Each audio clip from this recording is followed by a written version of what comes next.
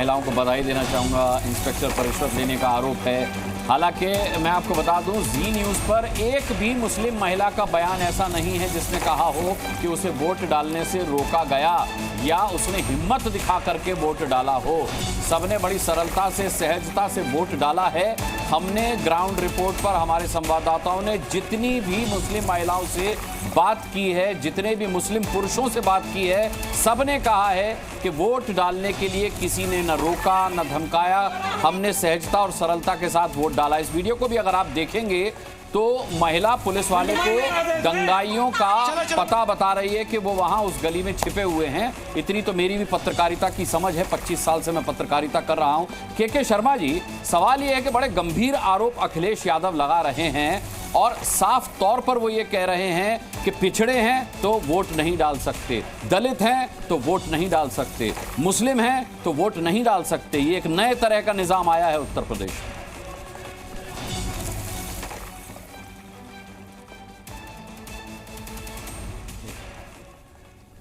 अखिलेश यादव चुनाव की हार को देखते हुए बौखला गए, अपना आपा खो बैठे।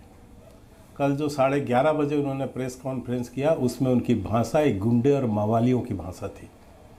जब वो कहते हैं कि नंगा करके मारेंगे, जब वो पुलिस को धमकाते हैं, गाली देते हैं और उनसे कहते हैं तुम्हारी नौकरी छीन ली जाएगी, तुम्हारा पेंशन बंद होगा, तुम्हें बेइज्जत किया जाएगा, ये किसी राजनीति की भाषा हो सकती है?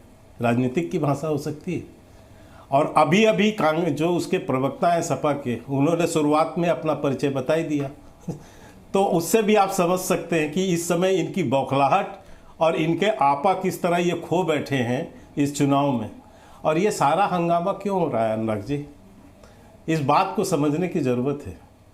ये इतने बयानबाजी तो इन्होंने आज तक मैंने चुनाव के बाद कभी नहीं देखी, सपाइयों की भी और किसी की भी। ये इसलिए हो रही है क्योंकि करहल की विधानसभा में, जो कि अखिलेश यादव का ही विधानसभा है, अखिलेश, हाँ या आप हंसेंगे, मैं बता रहा हूं, अखिलेश यादव की विधानसभा में एक दलित महिला को सपाई प्रशांत यादव ने जान से मार दिया इस बात के लिए कि उसने जो है कमल छाप पे वोट क्यों दिया, साइकिल में वोट क्यों नहीं दिया।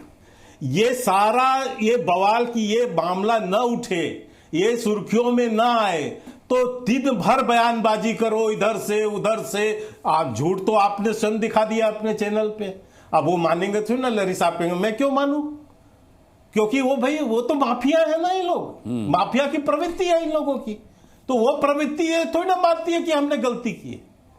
तो इसलिए क्या है कि, और इसमें कोई मैं ऐसे ही वो उदाहरण नहीं दे रहा हूं, अजी आप जानते ही हैं कि किस ढंग से अतीक अहमद, किस ढंग से मुख्तार अंसारी, इन लोगों के साथ इनको प्रतिष्ठित परिवार का बताना, इनके कुत्तों से हाथ मिला, ये सब तो इनकी फितरत रही है।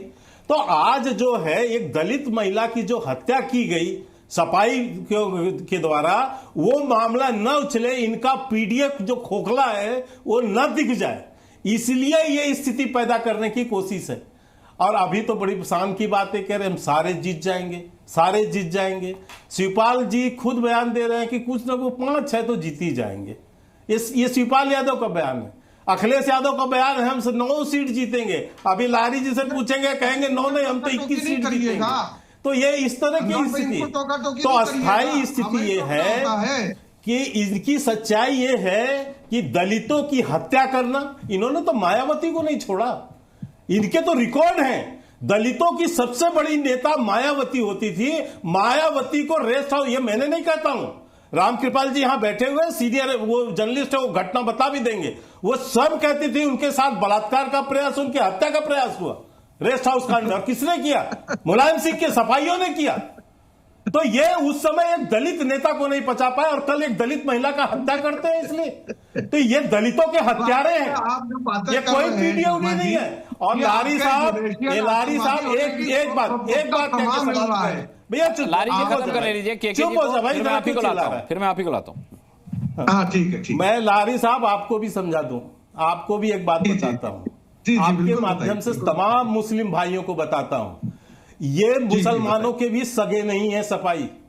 2012 में अपने घोषणा पत्र में लिखा इन लोगों ने कि हमारी सरकार आने के बाद 10% आरक्षण देंगे, सिपाही की नौकरी में 15% आरक्षण देंगे। 2012 से 17 तक ये रहे सत्ता में, 1% आरक्षण न दे पाए, मुसलमानों को डरा डरा के ठग कर वोट लिया। अरे लारी साहब, अपने धर्म की इज्जत कर लो यार, अपने धर्म के लोगों को समझा लो, मुसलमान भाइयों को समझा लो कि वो आपके भी सगे नहीं है, आपके भी सगे नहीं है। और पिछड़ों की तो स्थिति ये है कि पिछड़ों में यादव परिवार के अलावा कोई परिवार नहीं है। ठीक है, तारिक लारी साहब का जवाब ले लेता हूं। सारा आरक्षण यादव परिवार का है, एक मुलायम परिवार के अलावा किसी का नहीं है। ठीक है, तो न तारिक लारी साहब जवाब दीजिए। न ये याद पिछड़ों के सगे और न ये अल्पसंख्यकों। ठीक है जी, ठीक बस ठीक। अब शर्मा जी, मैंने सुना, आपकी पूरी बात सुन ली, आप भी थोड़ा इत्मीनान से मेरी बात सुनिएगा। और अनुराग भाई, आप बीच में डिस्टर्ब ना करिएगा, जैसे आपने बहलौल को बोलने के लिए टाइम दिया है वैसे मुझे भी दीजिएगा। नहीं, आप बोल देते हैं, तो बीजेपी को जैसे दिया वैसे ही हमको भी टाइम दीजिएगा। मैं सभी को बराबर देता हूं कि आप बिल्कुल ठीक है। चलिए, अब मैं बात करता हूँ कि कम से कम भाई देखिए, जो पुलिस वाले ने रिवॉल्वर तानी महिला के ऊपर, तो कोई नई चीज नहीं है। जब राष्ट्र नेतृत्व इस देश की सर्वोच्च कुर्सी पर बैठा हुआ आदमी अपनी औरत को छोड़ सकता है तो वो तो तान रहा रिवॉल्वर, कोई फर्क नहीं पड़ता। वो गुंडे की भाषा उनको दिखाई दे रही है, लेकिन तड़ीपार की भाषा, जो रजिस्टर्ड तड़ीपार था, उसकी भाषा देखिए।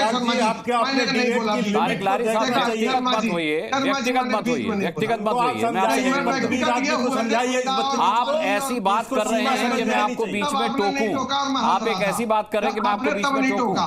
आप जानते हैं कि ये बात सुनी नहीं जा सकती, क्योंकि ये बात रेलेवेंट नहीं है, क्योंकि ये बात डिबेट की रेलेवेंट नहीं है।